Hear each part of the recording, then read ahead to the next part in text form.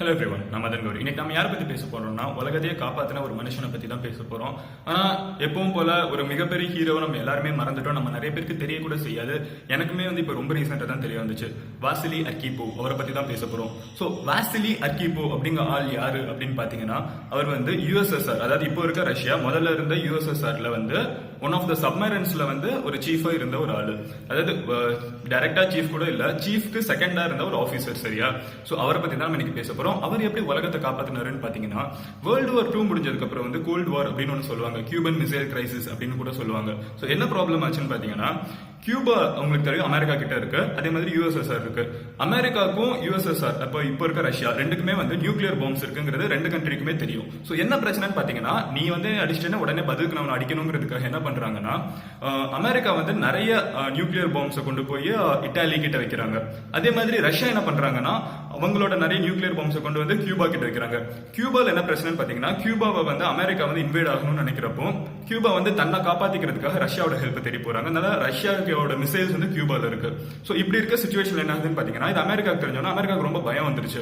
சரி, nuclear bomb அவன் நம்ம மேல அடிச்சிட்டானா என்ன பண்றது? ஏன்னா அது கியூபால இருந்து அடிக்கிறப்ப ரொம்ப கிட்ட இருக்குங்கிறதுனால அவங்க பயந்துட்டாங்க. சோ என்ன பண்றாங்கன்னா, அமெரிக்கன் சொல்றாங்க, நீங்க இந்த இன்டர்நேஷனல் வாட்டர்ஸ்ல வரக்கூடாது. இன்டர்நேஷனல் வாட்டர்ங்கிறது ரொம்ப காமனான இருக்க ஓஷன், அதாவது ரஷ்யாவுக்கும் சொந்தம் இல்லாம அமெரிக்காவுக்கும் சொந்தம் இல்லாம இடத்துல நீங்க இங்க வந்தீங்கன்னா நாங்க உங்களை செக் பண்ணுவோம், நீங்க வெப்பன்ஸ் இல்லாம தான் வரணும் அப்படிங்கிறாங்க.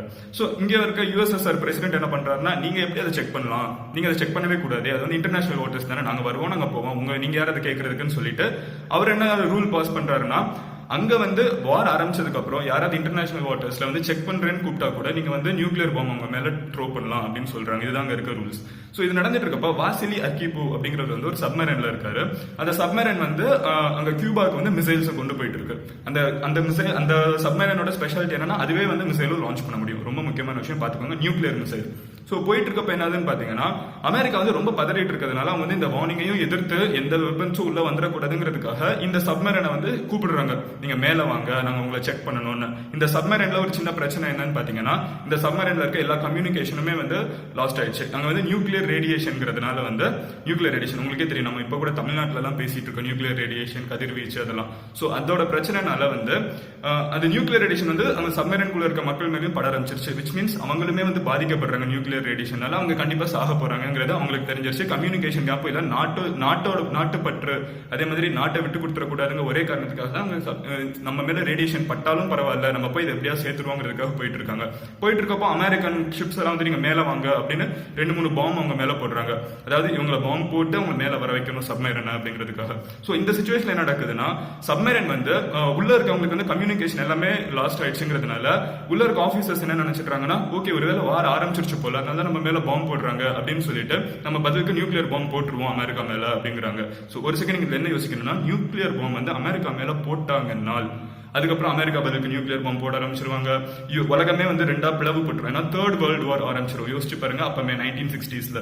சோ இதை அவாய்ட் பண்ணுங்கிறதுக்காக அந்த ஒரே ஒரு மனுஷன் வாசிலி அர்கிப்போவ் அப்படிங்கிற ஒருத்தர் அவர் சீஃப் ஆபீசர் கூட கிடையாது. ஆனா அவரோட ஓட்டு அந்த சிச்சுவேஷன்ல தேவைப்படுது. ஏன்னா 3 பேர் இருக்காங்க ஆபீசர்ஸ், 3 பேருமே கண்டிப்பா ஒரு விஷயத்துல கன்ஃபார்ம் பண்ணாதான் அந்த சப்மரைன்ல இருந்து எதா இருந்தாலும் லான்ச் பண்ணணும் அப்படிங்கிற ஒரு சிச்சுவேஷன் இருக்கிறதுனால இவர் மட்டும் ஸ்ட்ராங்கா இல்ல, ஒருவேளை அவங்க செக் பண்ண மட்டும் கூட கூப்பிடலாம், நம்மளுக்கு தெரியாது, நம்ம செத்தாலும் பரவாயில்ல, நம்ம தேவையில்லாம பல பேரை சாகடிக்க வேணாம், கன்ஃபார்மா நம்மளுக்கு தெரியலங்கிறதுனால விட்டுறணும். மீதி 2 ஆபீசர் ரொம்ப ஸ்ட்ராங்கா இருக்காங்க. அவங்க எப்படி பாம்பு போடலாம், ஒரு ரஷ்யா மேல எப்படி ஒரு அமெரிக்கன் பாம்பு போடலாம், அவங்களுக்கு அந்த ஈகோ இருக்கு.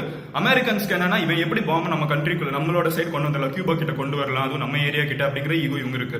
2 பேர் ஈகோனால சண்டை போட்டுட்டு இருக்க. உங்களுக்கே தெரியும், ஒரு மனுஷன் கோவமா இருக்கப்ப எதையுமே யோசிக்க மாட்டான். அப்படி இருக்க சிச்சுவேஷன்ல ரொம்ப காமா அமைதியா, இல்ல இந்த இடத்துல இவங்க பாம்பு போடக்கூடாது அப்படின்னு ரொம்ப ஸ்ட்ராங்கா கடைசி வரைக்கும் அதுக்கு சப்போர்ட் பண்ணாம இருந்த ஒரே ஆள் வாசிலி அர்கிப்போவ்.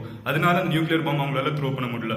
சோ லேட்டர் என்னாச்சுன்னு பாத்தீங்கன்னா, இந்த கவர்மெண்ட் அந்த கவர்மெண்ட் ஒரு அக்ரிமெண்ட்டுக்கு வந்தாங்க. ஓகே, ரஷ்யா சொல்லிட்டாங்க, நான் இங்க இருக்க நியூக்ளியர் வெப்பன்ஸ் எல்லாம் கொண்டு போயிடுறேன் திருப்பி, நீ அதே மாதிரி இட்டாலியில இருக்க வெப்பன்ஸ் எல்லாம் நியூக்ளியர் வெப்பன்ஸ் எல்லாம் கொண்டு போயிட்டு நம்ம 2 பேரும் சண்டை போட்டுக்க வேணும்ட்டாங்க. ஓகே ஃபைன், ஆல் குட், முடிஞ்சிருச்சு. ஆனா இதுக்கப்புறம் என்னாச்சுன்னு பாத்தீங்கன்னா, வாசிலி அர்கிப்போவ் இதுக்கு யாருமே மதிக்கல. இது எல்லாருமே அவர் கேவலமா பேசிச்சு, பயந்தாங்கொல்லி, அசிங்கப்பட்டுவேன், கொஞ்சம் கூட தைரியமே இல்ல, நாட்டை விட்டு கொடுத்துட்டான் அப்படின்னு அவங்க ஊர்ல இருக்க மீடியா பேசுறாங்க. ரொம்ப கேவலமா அசிங்கப்படுத்துறாங்க. அவர் 1990s இறந்தும் போயிடுறாரு. கடைசி வரைக்கும் அவர் யாருமே பெருமையா பேசல. பட் 2002ல NSA, அதாவது நேஷனல் செக்யூரிட்டி, அவங்க அமெரிக்காவோட நேஷனல் செக்யூரிட்டியில இருக்கவங்க என்ன சொல்றாங்கன்னா, வாசிலி அர்கிபோங்க ஒரு ஆளுனால தான் வந்து இன்னைக்கு உலகமே வந்து அமைதியா இருக்கு. இல்லைன்னா அவருக்கு மட்டும் அந்த ஒரு சுச்சுவேஷன்ல யோசிச்சு பாருங்க, அவரோட மனநிலையை யோசிச்சு பாருங்க. அவர் மேல நியூக்ளியர் ரேடியேஷன் இருக்கு. அவர் செத்து போனப்பவும் கிட்னி ஃபெயிலியர், நியூக்ளியர் ரேடியேஷனால வந்து கிட்னி ஃபெயிலியர்னால தான் இறந்து போறாரு. அவர் கூட இருக்க எல்லாருமே வந்து அந்த வெசல்ல இருக்கிறப்பமே 2-3 பேர் இறந்து போயிடுறாங்க அந்த சப்மரைன்ல. இந்த சுச்சுவேஷன்ல யாருக்குமே மென்டாலிட்டி எப்படி இருக்குன்னா, சரி நம்ம எப்படி சாக போறோம், மத்தவங்களையும் அந்த கண்ட்ரியும் கொன்றுவோம், நம்ம ஏன் அடுத்தவங்களை வாழ விடணுங்க ஒரு மென்டாலிட்டி தான் இருக்கணும். ஆனா அந்த சுச்சுவேஷன்லயும் வாசிலி அர்கிபோவ் இல்ல வேணாம், நம்மனால ஒரு வார் உருவாக வேணாம் அப்படிங்கறதுல ரொம்ப ஸ்ட்ராங்கா ஒரு பெனிஃபிட் ஆஃப் டவுட், ஒருவேளை வார் ஆரம்பிக்கலன்னு நம்ம அதுக்கு காரணமா இருந்துடக்கூடாதுங்கிறதுக்காக ரொம்ப ஸ்ட்ராங்கா அவர் கடைசி வரைக்கும் இது நடக்கக்கூடாதுங்கிறதுனால தான் இப்போ வந்து நம்ம இங்க உயிரோட இருக்கோம்னா கூட அதுக்கு காரணம் அதுன்னு சொல்லலாம். ஏன்னா வேர்ல்டு வார் 3 ஆல்பர்ட் ஐன்ஸ்டைனோட கோட் கூட உங்களுக்கு எல்லாம் தெரிஞ்சிருக்கும். வேர்ல்டு வார் 3 நடந்துச்சுன்னா அதுக்கப்புறம் மக்களோட இனமே அழிஞ்சு போயிடும். ஏன்னா நியூக்ளியர் பாம்புங்கிறது சாதாரணமா இல்ல, போட்டாங்கன்னா முடிஞ்சு. சோ அந்த மாதிரி ஒரு மிகப்பெரிய பிரச்சனை இருக்கு. அமெரிக்கா அதுக்கு போடுவாங்க. இந்தியா வந்து அப்போ 1960s எல்லாம் ஃப்ரீடம் கிடைச்சதுனால யாராவது ஒருத்தவங்களை கண்டிப்பா சூஸ் பண்ண வேண்டிய நிலைமை வரும். யாரோட சைட் சூஸ் பண்ணாலுமே வந்து நியூக்ளியர் வெப்பன்ஸ்ங்கிறதுலாம் வந்து ரொம்ப ஸ்ட்ராங்கா இருக்கிறதுனால உலகமே பிளவுபட்டுக்க வேண்டிய ஒரு நிலைமையில ஒரு சின்ன ஒரு சாதாரண ஒரு ஆளு ஒரு ரொம்ப சில்லியான சிச்சுவேஷன் கூட இல்ல, அவர் வந்து அந்த இடத்துக்கு வந்திருக்க கூட மாட்டார். அவரோட சீஃப் ஆஃபீஸர் அன்னைக்கு அந்த சப்மரைன்ல இல்லங்க ஒரு காரணத்தால தான் அவர் அந்த பொசிஷனுக்கே ப்ரொமோட் பண்ணப்பட்டார், அந்த ஒரு சப்மரைனுக்கு மட்டும்.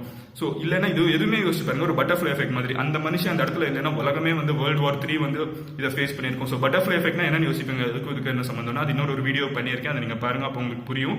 So I think you understood something. இது வந்து ரஷ்யா மறந்துடலாம், அமெரிக்கா மறந்துடலாம். இப்போ அமெரிக்கா வந்து இப்பதான் பெருமையா பேசிட்டு இருக்காங்க, 2000ல தான் வந்து வாசிலி அர்கிபோவ் பத்தி பெருமையா பேசிட்டு இருக்காங்க. ரஷ்யா இன்னும் ஒரு பெருசா மதிக்கல.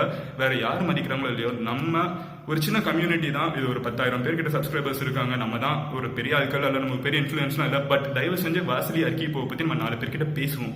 ஏன்னா நான் எப்பவுமே வந்து இறந்ததுக்கு அப்புறம் என்ன ஆகுங்கிறத பத்திலாம் பெருசா யோசிச்சது இல்லை. ஆனா இப்போ யோசிக்க தோணுது. உண்மையிலேயே அந்த மனுஷன் மேல எங்கேயோ இருந்தாருன்னா அவர் பார்த்து பெருமைப்படட்டும். இங்க தமிழ்நாட்டில் சம்மந்தமே இல்லாம ஏதோ 4 தமிழர்கள் என்னை பத்தி பேசுறாங்க, அட்லீஸ்ட் நான் பண்ணது அவங்களுக்காவது புரியுது அப்படின்னு அவர் யோசிச்சா கூட பரவாயில்ல. ஏன்னா அவரோட பொண்டாட்டியே வந்து அவர் மதிக்கலையும், திருப்பி அந்த ஒரு கோலை நினைச்சாங்களாம். பட் அவர் எவ்வளவு பெரிய விஷயத்தை அவாய்ட் பண்ணிருக்காங்கிறது நம்மளுக்கு தெரியும். தயவு செஞ்சு நம்ம அவரை போட்டுருவோம். ஸோ அதை தவிர உங்களுக்கு வேற ஏதாவது வீடியோ வேணும் அப்படின்னு நீங்க நினைச்சீங்கன்னா you can definitely leave it in the comment பாக்ஸ்ல. என்கிட்ட பர்சனலாக மெசேஜ் பண்ணணும்னா நீங்க மெசேஜ் பண்ணலாம். MADAN_GOWR இதான் என் பேரு. நீங்க எந்த சோஷியல் மீடியாவில் வேணாலும் சர்ச் பண்ணலாம். இல்லை லிங்க்ஸ் வந்து கமெண்ட்ல இருக்கும், இல்லை டிஸ்கிரிப்ஷன்ல இருக்கும். You can contact me anywhere. So நிறைய டாபிக்ஸ் வந்துட்டே இருக்கு. Let's keep evolving. அண்ட் இது ஒரு நல்ல கம்யூனிட்டி மாதிரி இவால்வ் ஆயிட்டு இருக்கு. ஏன்னா நிறைய பேர் வந்து சப்ஸ்கிரைப் பண்ணிட்டு இருக்காங்க, நிறைய பேர் வந்து கமெண்ட் பண்ணிட்டு இருக்காங்க. I'm really happy. அந்த சப்ஸ்கிரிப்ஷன் ரேட்டும் வியூ ரேட்டுமே வந்து 50% இருக்கு. இதை பார்க்குற 50% வந்து ஆல்ரெடி சப்ஸ்கிரைப் பண்ணுவாங்க. இதை பார்த்தவங்க மறுபடியும் பார்க்குறாங்கிறது ஐம் ரியலி ஹாப்பி. ஏன்னா வந்து ஒரு நாலேஜ் பேஸ் மாதிரி இங்கே உருவாக்கிட்டு இருக்கோம். நிறைய பேருக்கு ஸ்கூல்ல சொல்லி தராத நிறைய விஷயங்களை வந்து நான் எனக்கு தெரிஞ்சதை ஷேர் பண்றேன், உங்களுக்கு தெரிஞ்சதை கமெண்ட்ல ஷேர் பண்றீங்க. I'm really happy. நீங்க கொடுக்குற டாபிக்ஸ் தான் நான் பேசிட்டு இருக்கேன். Let's continue this good work. So see you in the next video. Until then, bye. Madan Gauri signing off here. Cheers.